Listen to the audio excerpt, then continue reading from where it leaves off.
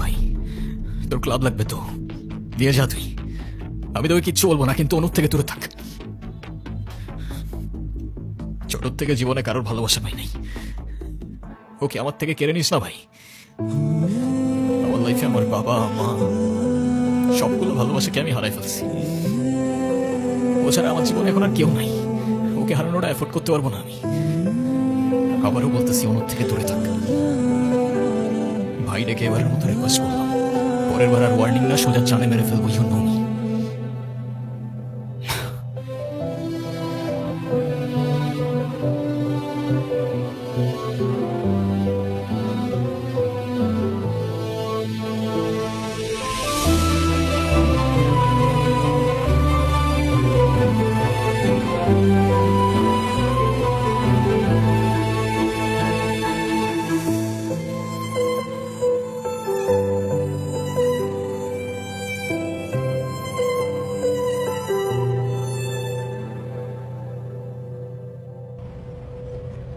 দেখো আমি অনেক কষ্ট করে বাবাকে ম্যানেজ করছি, তুমি যেভাবেই হোক বাবার সাথে ইমিডিয়েটলি দেখা করো।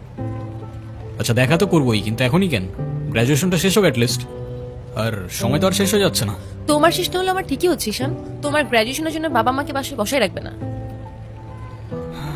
আচ্ছা আমি কিছুদিন পর দেখা করি, তাও একটু ভাবতে দাও। আর কত ভাববা তুমি? তুমি চাওটা কি ঈশান, আমি মরে যাই? ঠিক আছে তোমার ভাবতে হবে না। আরে যাবো না বলছি নাকি, বসো। একটু কিছু না হইতে কান্নাকাটি শুরু করে দাও, এত টেনশন করার কি আছে, আমি তো আসি নাকি। সত্যি তো? 100 আচ্ছা একটা কথা বলি, রাগ করবা না প্লিজ? বলো, রাগ করবো কেন? তুমি বাবার সাথে কথা বলার সময় মাথা একটু ঠান্ডা রাখো। আচ্ছা ঠিক আছে, কবে যাইতে হবে সেটা বলো। আচ্ছা বাবার সাথে কথা বলে জানাবো কেমন? আজকে উঠি, এমনিতেই বাসা অনেক ঝামেলা চলতেছে। আচ্ছা ঠিক আছে, সাবধানে যাও। ওকে। রিক্সা।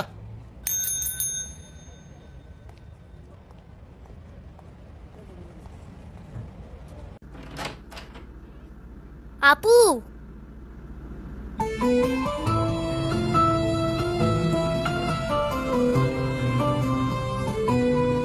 আপু তাড়াতাড়ি আয়, ঈশান ভাই আসছে।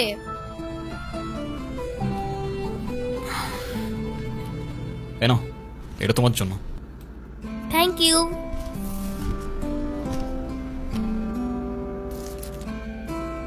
দেখি কি?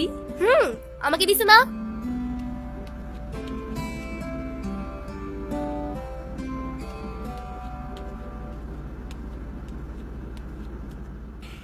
আসসালামু আলাইকুম।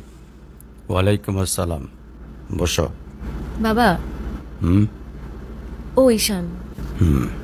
হ্যাঁ সে তো দেখলাম। কি করো তুমি? আমি এলএলবি-তে লাস্ট ইয়ারে আছি। ও স্টুডেন্ট। তোমার উদ্দেশ্যটা কিন্তু আমি বুঝতে পারছি। জি স্যার। তোমাদের মতো ছেলেরা কেন আমাদের মতো বিজনেসম্যানের মেয়েকে টার্গেট করে, কিসের লোভে, সেটা আমার খুব ভালো করে জানা আছে। বাবা কি বলছো এসব? তুমি চুপ করো, আমি কথা বলছি। তোমার ফ্যামিলিতে আর কে কে আছেন? বাবা মা দুজনেই আছেন, কিন্তু ফ্যামিলি বলতে আমি একা। তার মানে আমি তো ঠিক বুঝলাম না। তারা আমার সাথে থাকে না, সেপারেটেড। ও বুঝতে পারছি। তা প্রবলেমটা কার ভেতরে,